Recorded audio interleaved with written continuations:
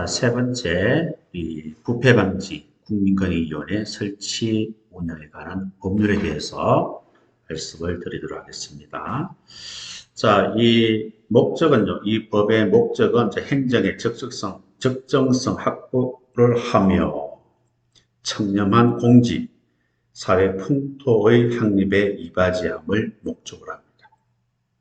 자, 여기서 여러분들이 하나 체크를 해 두셔야 할 부분은 적정성 확보지 효율성 확보라고 하면 틀리게 되는 거예요. 그 부분을 여러분들이 조심을 해 주시면 되겠습니다. 자, 그럼 국민권익위원회에 대해서 말씀을 드리겠는데요. 국민권익위원회는 소속이 어디입니까? 국무총리 소속으로 둔다 하는 것을 여러분들이 알아두시기를 바랍니다. 자, 그러면은 우리 국민권익위원회 구성은 어떻게 되느냐 하면은 총 몇 명이에요? 15명이 되는 거예요. 총 15명으로 구성이 되어 있습니다. 이 중에서 위원장은 1명, 부위원장 3명, 상임위원 3명이다 이렇게 되어 있습니다. 그러면 총 7명이잖아. 그 나머지는 비상임위원 8명이다 하는 것을 우리가 알 수가 있는 거죠. 자, 여기서 위원장 1명과 부위원장 1명은 누가 제청합니까? 위원장 1명과 부위원장 3명은 누가 제청하는 거예요? 총리가 제청하고 대통령이 임명합니다. 그러면 상임위원회는 상임위원 3명은 누가 제청합니까? 위원장이 제청하고 대통령이 임명한다 하는 것을 여러분들이 알아두시면 되겠습니다.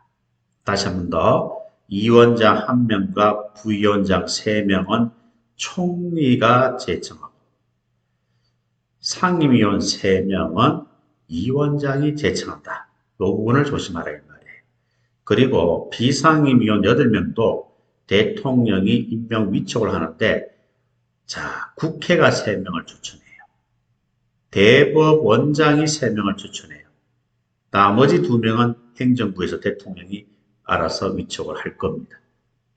알겠죠? 그래서 국회가 3명, 대법원장이 3명 추천한 사람을 임명할 것이고 나머지 2명은 또 위촉을 하게 될 겁니다. 그렇게 이해를 하시면 되겠고요. 그리고 위원장과 부위원장은 정무직 공무원이다라고 보시면 되고 상임위원은 고위공무원단에 속하는 일반직 공무원에 해당된다. 그렇게 여러분들이 기본적으로 국민권익위원회 구성에 대해서 이렇게 정리를 해주시면 되는 거예요. 이해하셨죠? 무슨 말인지. 자, 그러면은 위원회 구성은 방금 제가 그림을 통해서 다 언급을 했으니까 넘어가고요. 그리고 직무상 독립과 신분 보장해가지고 나와 있습니다. 자, 위원장과 위원 임기는 각각 몇 년입니까?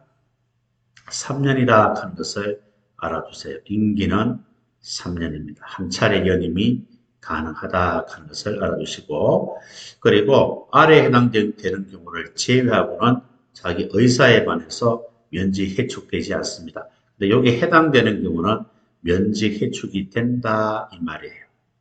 자, 여기 특히 2호를 잘 보세요. 심신상 장애로 직무 수행이 현저히 곤란하다. 뭐 겸직 금지 의무 위반했다. 이런 경우는 당연히 면직 사유가 되는 거죠. 회촉 사유가 되는 거죠. 그런데 2호처럼 심신상의 장애로 직무 수행이 현저히 곤란하다고 인정될 때 이런 사유로 면직 해촉을 할 때는요. 조건이 있어요. 그 조건이 뭐죠? 전체 의원 3분의 2 이상 찬성이 있어야 됩니다. 전체 의원 3분의 2 이상 찬성에 의한 의결을 거쳐야 돼요. 그리고 위원장이 제청을 하면은 대통령이나 국무총리가 면직 또는 회촉을 하게 되는 거예요. 이 2호에 해당되는 경우만 그렇다 이 말이에요. 이해하시겠습니까? 이것도 잘 기억하시고요. 위원회 의결 정도수는 제가 출가가 되겠다 하는 것을 알아두시면 되겠습니다. 자, 국민권익위원회는 방금 조문에서 제가 다 언급을 했으니까 여러분 표를 가지고 다시 한번 개인적으로 정리를 한번 할 수 있도록 합니다. 자, 시민고충처리위원회도 있어요. 자, 시민고충처리위원회는 어디에 둘 수 있느냐 하면은 바로 각 지방자치단체에 둘 수가 있습니다. 임기는 4년이에요. 시민고통처리위원회 위원 임기는 4년이고 연임할 수는 없다 하는 것을 알아둡니다. 4년도 좀 특이하죠. 연임할 수 없다. 두 군데를 여러분들이 꼭 기억을 하셔야 됩니다. 자, 그리고 지방자치단체장은 시민고통처리위원회 위원 임기가 만료가 되거나 중간에 결혼이 된 경우에는 임기 만료, 결혼된 날로부터 며칠 이내, 30일 이내 후임자를 위촉하여야 한다. 아시겠죠? 세 군데를 여러분들이 꼭 기억합니다. 총 네 군데가 되겠네요. 제가 체크하는 부분들을 좀 잘 여러분들이 눈여겨 봐주셔야 되는 거예요. 자, 그리고 시민고등처리위원회 조직, 운영에 관한 사항입니다. 자, 이 법에 규정된 사항 예외인 말입니다. 알겠죠? 이 법에 규정된 사항 이외 시민고등처리위원회 조직, 운영에 관한 필요한 사항은 어떻게 정하죠? 예, 지방자치단체 조례로 정한다 이렇게 나와야 되지 대통령령으로 정한다 하면은 틀리게 되는 거예요. 요걸 여러분들이 기억을 해 주시면 되겠습니다. 자, 다섯 번째 5장 부패행위 신고, 신고자 등 보호에 대해서 언급을 하도록 하겠습니다. 자, 부패행위 신고는요 누구든지 할 수가 있어요. 누구든지 할 수 있다. 의무는 없습니다. 누구든지 부패 행위를 알게 되면 위원회에 신고할 수가 있다. 이 말입니다. 그런데 공직자가 직무를 수행함에 있어서 다른 공직자가 부정부패 행위를 한 사실을 알게 되었거나 아니면 강요, 제의를 받았다면 그때는 지체 없이 수사기관, 감사원, 위원회에 신고하여야 한다. 이거 신고 의무가 있는 거예요. 의무이기 때문에 하여야 한다가 되는 거예요. 알겠죠? 그래서 공무원들이 일을 하면서 다른 공무원들이 부정부패를 하고 있는 사실을 알게 되었거나 아니면 본인 스스로 강요를 받았거나 제의를 받은 경우는 지체 없이 수사기관, 감사원, 국민권익위원회에 신고를 하셔야 됩니다. 꼭 기억하시고요. 57조 신고자 성실. 자, 이거는 시험에도 나왔죠. 신고 내용이 허위라는 사실을 알았어요. 신고자가 알았어요. 허위입니다. 허위면 신고하면 안 되잖아요. 또 알 수 있었음에도 불구하고 신고를 했다는 거예요.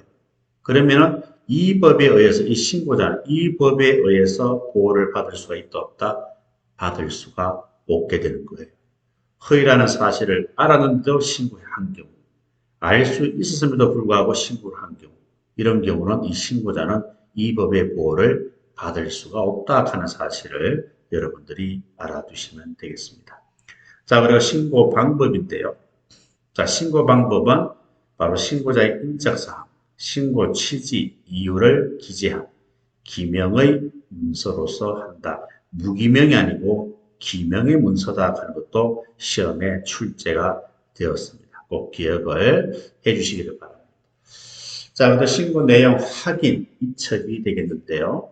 자, 우리 경찰만 한번 보면은 이렇게 우리가 알 수가 있겠죠.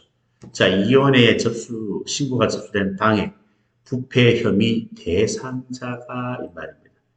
대상자가 다음 각부에 해당되는 고위공직자로서 다음 각부에 해당되는 고위공직자 중에서 경찰은 누구예요?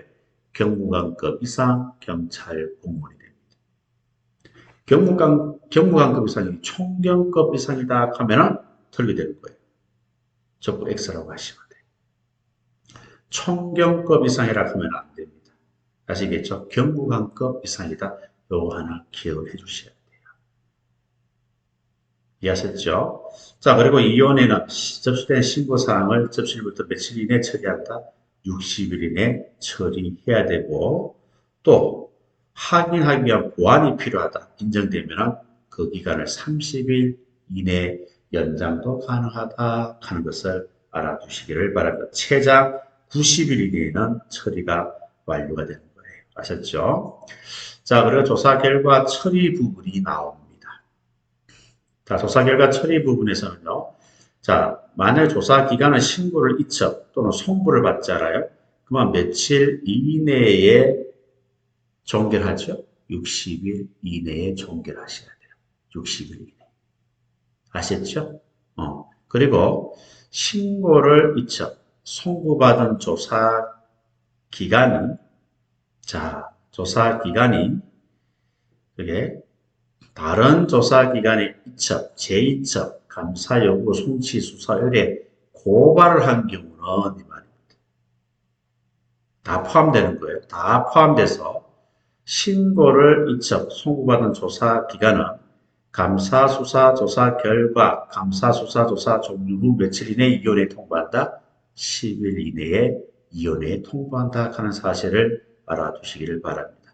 이 내용 무슨 말인지 아시겠죠? 신고를 이첩, 송구받은 조사 기간은 감사라든가 수사라든가 조사 결과를 감사, 수사, 조사 종료 후 며칠 이내 이혼에 통보한다. 예, 결과는 10일 이내에 이혼에 통보한다 하는 것을 알아두시기를 바라고, 그리고 이혼에는 신고를 이첩받은 조사기간, 감사, 수사, 조사가 충분하지 않다 인정이 되면 통보받은 날 며칠 이내 30일 이내에 재조사 요구를 할 수가 있고, 그리고 재조사가 종료가 되면 7일 안에 결과를 위원회에 통보해야 한다 하는 사실을 여러분들이 알아두시기를 바랍니다.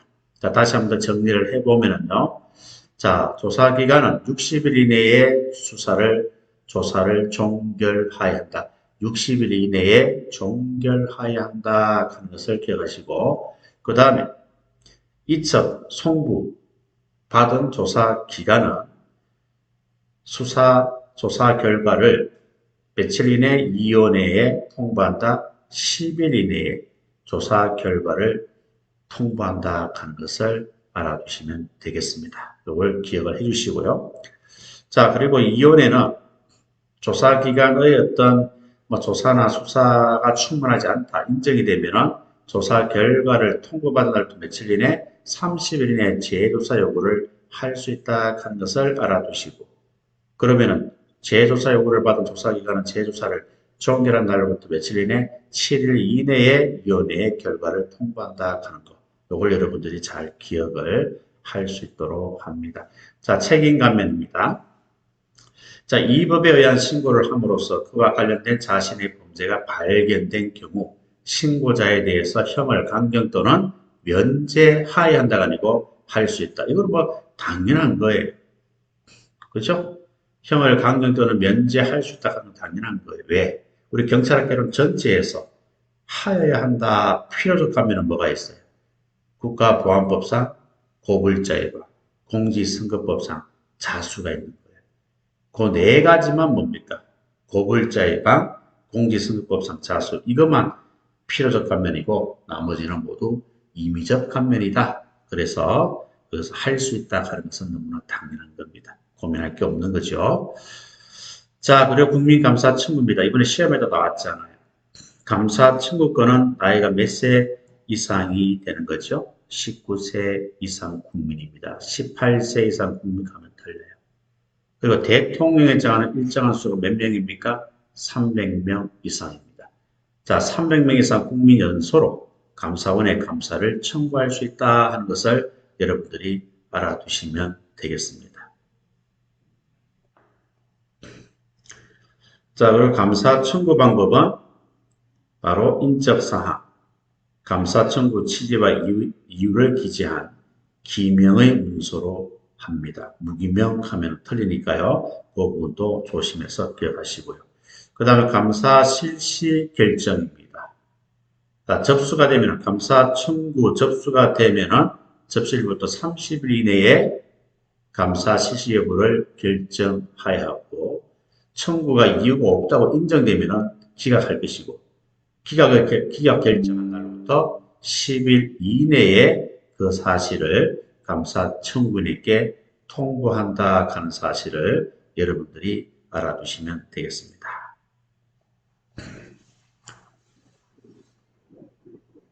자, 그 다음 감사 청구에 의한 감사가 되겠죠. 자, 감사 청구에 의해서 감사가 이루어진다 이 말이에요. 자, 감사원 또는 감사 실시하기로 결정한 날부터 며칠 이내에 감사 종결을 한다.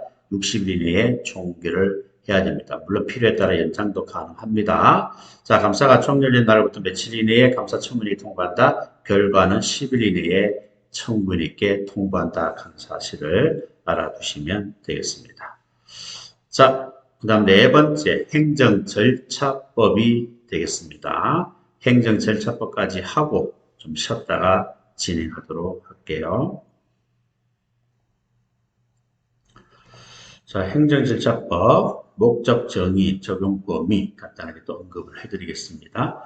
먼저 행정지도가 무엇이냐 하는 거, 이것도 여러분들이 한번 꼭 읽고 넘어갈 수 있도록 하세요. 행정지도가 뭐냐 하는 거. 자, 그 다음에 5번, 6번, 7번은 꼭 기억을 하셔야 돼요. 잘 기억하셔야 돼요. 청문이 뭐냐, 공청회가 뭐냐, 의견 제출이 뭐냐 하는 것을 여러분들이 꼭 기억을 하시기 바랍니다. 우리가 청문하는 것은 당사자 의견을 직접 들어요. 그리고 또 증거를 조사하는 절차를 뭐라 그런다? 청문이다라고 이야기를 하는 거예요. 공청회는 뭡니까? 일반인으로부터 의견을 널리 수렴하는 거. 우리가 고칠 때, 그죠? 법을 고칠 때 일반 전문가로부터 의견을 널리 수렴한 절차를 공청회라고 하는 거예요. 그리고 의견 제출입니다. 의견 제출은 행정 작용하기 전에 하는 거예요. 전에 당사자 의견을 제시하는 절차를 의견 제출이라고 한다 하는 거. 이 세 가지 개념은 꼭 여러분들이 정리하고 넘어가셔야 되는 거예요. 자, 우리가 적용 범위. 우리 행정 절차하면은 뭐예요? 바로 여기 있는 전에는 이것밖에 없었죠. 전에는 뭐가 있었어요? 처분, 신고, 입법예고, 행정예고, 행정지도가 있었어요. 최근에 추가된 게 하약, 공표, 행정계획이 추가되었다 하는 것을 알아두시기 바랍니다. 그래서 이걸 두 문자를 한번 만들어 봤는데요. 이렇게 여러분들이 한번 기억을 하셔야 합니다. 내 아내입니다. 아내가 이제 대학교 신입생이에요. 그래서 처인, 신입생, 신입생 예지는 이 말이에요. 여기까지. 처인, 신입생 예지는 이공계, 그죠? 이공계에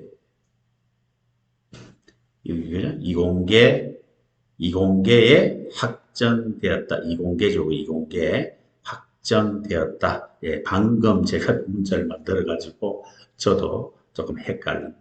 다시 한번 더 해볼까요? 동그라미 한번 쳐볼게요. 순서대로 처인, 신입생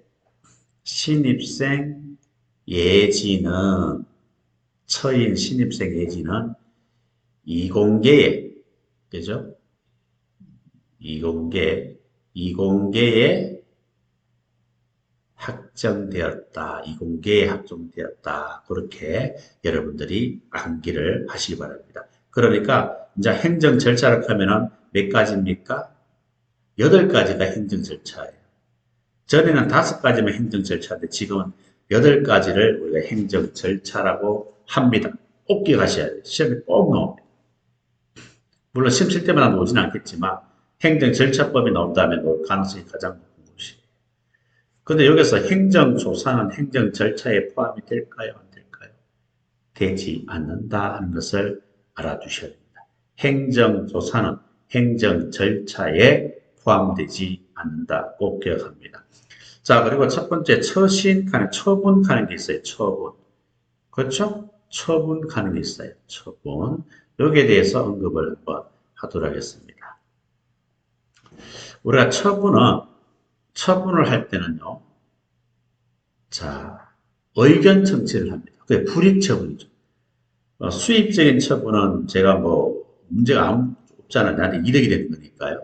불이익처분에 대해서 특히 불이익처분을 할 때는 의견을 청취한다는 거예요. 그 의견 청취하는 방법이 공청회, 세 가지가 있다 이 말입니다.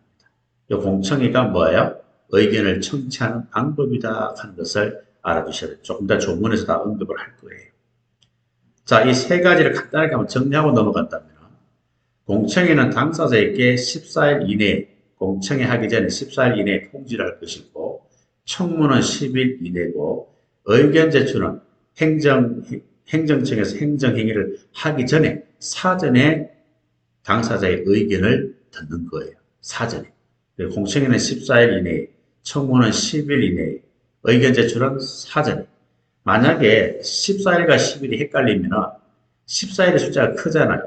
공청회가 글자가 더 많잖아요. 그래서 공청회가 14일이고 청문이 10일이다. 이렇게라도 여러분들이 기억을 하시기 바랍니다. 그 다음에 문서 열람 청구권은요. 청문만 인정이 되고 나머지 공청회와 의견 제출은 인정되지 않는다 하는 것도 알아두시기 바랍니다. 이런 내용들은 지금 다 법령에 나와 있는 거니까요. 조문에 나와 있는 거니까 지금부터 조문을 통해서 다시 한 번 더 체크를 하도록 하겠습니다. 중요한 그림이니까요. 꼭 기억합니다. 자, 그 다음에 4조에 보시면 신의 성실, 신뢰 보호가 나와 있어요. 행정청은 직무를 수행할 때는 어떻게 하라고요? 신의에 따라서 성실히 하라 하는 것. 신뢰 보호의 원칙이 행정절차법 4조에 규정되어 있다 하는 것을 여러분들이 알 수가 있는 겁니다. 자, 그 다음에 4절의 송달 기한 특례가 나와 있는데요. 자, 송달은 다양한 방법으로 송달을 하게 되는 거예요. 우편, 교구, 정보통신망을 이용해서 송달을 하게 됩니다. 자, 여기서 교구에 의한 송달은 문서를 교부함으로써 되는 거예요. 자, 여기서 송달받을 자가 만나지 못한 경우는 어떻게 한다? 그 사무실 직원에게 문서를 교부할 수가 있고, 그리고 사무원 등도 정당이 없이 송달받는 것을 거부하잖아요? 그러면 거기에 놔두면 되는 거예요. 이건 무슨 말인지 아시겠죠? 자, 여러분들이 직접 교부에 의한 송달은요, 그 회사의 사장한테 찾아가는 거예요. 찾아가서 문서를 교부하는 겁니다. 근데 사장이 없는 거예요. 오면 사무실 직원한테 전달하면 되는 거예요. 근데 사무실 직원이 받기를 거부하잖아요. 그럼 그 책상에 놔두시면 되는 거예요. 아시겠죠? 자, 그리고 정보통신망을 이용한 송달은요, 바로 동의하는 경우에만 이메일을 통해서 송달이 가능하다 하는 것을 여러분들이 알아두시기를 바랍니다. 그 다음에 사항에 보시면 자, 아래에 해당되는 경우라 했잖아. 두 가지. 송달받을 자의 주소, 통상적인 방법으로 확인할 수 없다. 송달이 불가능하면 어떻게 한다? 간부, 공보, 게시판, 일간신문 중 하나 이상 공고를 하고 인터넷에서도 공고를 하여야 한다 하는 것을 여러분들이 알아두시길 바랍니다. 이 중에서 하나 이상 공고를 하고 그리고 엔더입니다. 인터넷에서도 공고를 해야 한다 하는 것을 알아두시기를 바라고, 만약에 사항에 따라서 공고를 하잖아요. 사항에 따라서 공고를 할 때는 민감정보, 고유식별정보 등 송달받을 자의 개인정보를 개인정보보호법에 따라 만다 보호를 해야 한다 하는 것도 같이 알아두시기를 바랍니다. 자, 송달 효력입니다. 자, 송달 효력은 언제부터 효력이 발생한다? 문서가 송달받을 자에게 도달됨으로써 효력이 발생한다 하는 것을 알아두시기를 바랍니다. 그래서 도달주의가 되는 거예요. 발송, 알겠죠? 발송이 아니고 도달주의가 되는 겁니다. 도달해야 돼. 송달받을 자에게 도달되어야 효력이 발생하는 거예요. 만약에 정보통신망을 이용해서 송달을 한다. 그러면 지정된 컴퓨터 등에 입력된 때에 도달된 것으로 본다. 그러니까 내 이메일 함에, 그죠? 이메일 함에 그 내용이 내 이메일 함에 딱 도착하면 내가 확인하고 안 하고 상관없어요. 도착하면은 도달된 것으로 본다. 이 말입니다. 아시겠죠? 자, 그리고 다른 법령에 특별한 규정이 있는 경우를 제외하고는 공고일부터 며칠이 지나면 효력이 발생한다. 14일이 지나면 효력이 발생한다 하는 것을 여러분들이 알아두시기를 바랍니다. 자, 그 다음에 처분 부분 한번 볼게요. 자, 행정청에서 처분을 하잖아요. 행정청에 처분을 구하잖아요. 구하는 신청은 어떤 방법으로 할 수가 있다? 문서로 화해한다 하는 것을 기억하세요. 행정청에 처분을 구하는 신청은 문서로 화해한다 하는 것을 알아두도록 합니다. 그리고 처분을 신청할 때 전자문서로 하는 경우는 행정청의 컴퓨터에 입력된 때 신청된 거예요. 이메일로 내가 신청을 하잖아요. 근데 이메일 내용을 행정기관 이메일이 있을 거 아닙니까? 그 이메일 하면 도착되면 신청된 것으로 보는 거예요. 아시겠죠? 자, 그리고 처분 사전 통지가 되겠는데, 제가 조금 전에 말씀을 드렸습니다. 청문을 하려면 며칠 전까지 당사자에 통지한다? 10일 전까지. 공청회는 14일 전까지고, 청문은 10일 전까지 통지하는 거예요. 자, 그리고 의견 제출 기간은 의견 제출이 필요한 기간을 10일 이상 고려합니다. 고려해서 행정청에서 행정처분을 하기 전에 10일 이상 기간을 준다는 거예요. 그 사이에 의견을 제출하면 된다 하는 사실을 여러분들이 알아두시기를 바랍니다. 자, 의견 청취하는 방법은 어떤 방법이 있다고 제가 말씀드렸죠? 예, 청문을 통해서, 공청회를 통해서, 의견 제출을 통해서 가능하다라고 말씀을 드렸습니다. 자, 여기서는 시험에는 어떻게 나왔냐면 이렇게 나왔죠. 행정청에 처분할 때 다른 법령 등의 청문을 하도록 규정되어 있는 경우에만 청문을 한다. 이렇게 나왔어요. 맞습니까? 이런 경우에만 다른 법령에서 청문을 하도록 규정되어 있는 이 경우에만 청문을 합니까? 아니잖아요. 이런 경우에도 청문이 가능하다, 가능하지 않다? 가능하다 이 말입니다. 그리고 공청회도 마찬가지예요. 공청회도 뭡니까? 다른 법령 등의 공청회를 하도록 규정되어 있는 경우만 공청회를 할 수 있습니까? 아닙니다. 이런 경우도 공청회를 할 수 있다 이 말입니다. 시험에 이렇게 나왔단 말이에요. 무슨 말인지 아시겠죠? 그리고 의견 제출은 뭐가 어떻습니까? 의견 제출은 자, 의무를 부과하거나 권익을 제한하는 처분을 할 때에 뭡니까? 당사자에게 의견 제출 기회를 준다 이 말입니다. 그러니까 여러분들이 만약에 주정차 위반을 해가지고 구청에서 카메라에 찍힌 거예요. 그러면은 행정청에서 과태료를 부과하기 전에 여러분한테 10일 이상 기간을 주면서 의견 제출 기회를 준다 이 말입니다. 합당한 이유가 있으면 그때 의견 제출하시면 돼요. 받아들여지면 과태료 안 내고 받아들여지지 않으면 과태료를 내는 거죠. 무슨 말인지 아시겠죠? 그래서 의견을 청취하는 방법은 크게 청문, 공청회, 의견 제출 요 세 가지 방법이 있다 하는 것을 알아두시면 되겠습니다. 그 다음에 처분 방식이 되겠는데요. 자, 행정청에서 처분을 하잖아요. 행정청에서 처분을 할 때는 문서로 합니다. 전화로 하는 거 없어요. 국가기관에서 하는 처분은 다 문서로 하게 되어 있습니다. 전자문서로 하는 경우는 당연히 당사자 동의가 있어야 가능하다 하는 것을 알아두시기를 바랍니다. 자, 그리고 의견 제출 및 청문이 되겠습니다. 자, 의견 제출은 언제 한다고 말씀드렸어요? 처분 전에 하는 거예요. 처분 전에 여러분들이 행정청의 서면 또는 구두로 정보통신망을 이용해서 다양한 방법으로 의견을 제출할 수 있다 하는 겁니다. 그 다음에 청문 주재자가 나와요. 청문 주재자는 누가 청문 주재자가 되죠? 예, 바로 소속 직원, 또 대통령이 정하는 자격을 가진 사람, 이 사람들이 뭐예요? 예, 바로 청문 주재자가 되는 겁니다. 자, 행정청은 청문이 시작된 날부터 며칠 전까지, 7일 전까지 청문 관련한 필요한 자료를 미리 통지한다. 며칠 전까지 미리 통지한다고요? 7일 전까지가 되겠습니다. 자, 이것을 한 가지 강조하고 싶은 것은 청문 주재자는 소속 직원만 할 수 있는 게 아니에요. 대통령이 정하는 자격이 있는 사람도 청문 주재자가 될 수 있다 하는 것을 여러분들이 알아두시면 되겠습니다. 자, 그리고 이제 증거 조사가 되겠죠. 청문이 뭐라고 그랬어요? 증거를 조사하는 절차다라고 말씀을 드렸잖아요. 그래서 청문 주재자는 직권으로 조사를 할 수 있고 당사자 신청에 따라서 조사를 할 수가 있다 이 말입니다. 또 당사자 등이 주장하지 아니한 사실에 대해서도 조사가 가능하다 하는 것을 여러분들이 알아두시면 되겠습니다. 자, 그리고 이제 문서 열람 비밀 유지가 나오죠. 자, 문서 열람 청구권은 어디에만 있다고 그랬어요? 청구만 있다는 거예요.